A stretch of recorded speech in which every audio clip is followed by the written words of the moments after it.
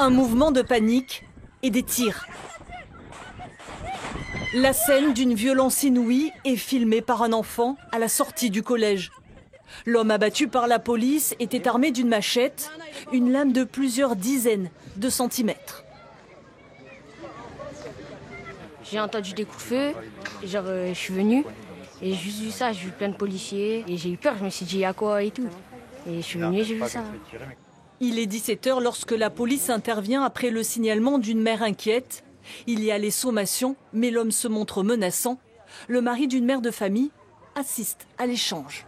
Il a vu du coup l'individu sortir une machette de son sac et donc les gendarmes ils ont dit de lâcher l'arme et en fait il s'est mis à courir pour les attaquer. Les tasers ne parviennent pas à l'arrêter.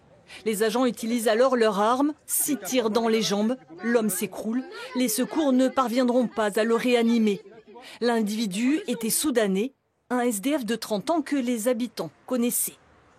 Il était là-bas avec un matelas, il était bien et il n'embêtait personne. C'était quelqu'un, il parlait, il disait bonjour, il parlait moitié français, moitié... Moi, je suis arrivée à 4h et j'ai trouvé le monsieur, il était allongé dans un banc. Et il y avait 30 gamins derrière qui lançaient des pierres, qui l'insultaient, ils traitaient de clochard, de tout. Alors, quand je suis arrivée, j'ai trouvé des gamins que je connais les parents, je les ai fait partir et j'ai crié sur les autres. Ils sont partis et lui, quand il m'a vu, il a baissé la tête et il est parti de l'autre côté.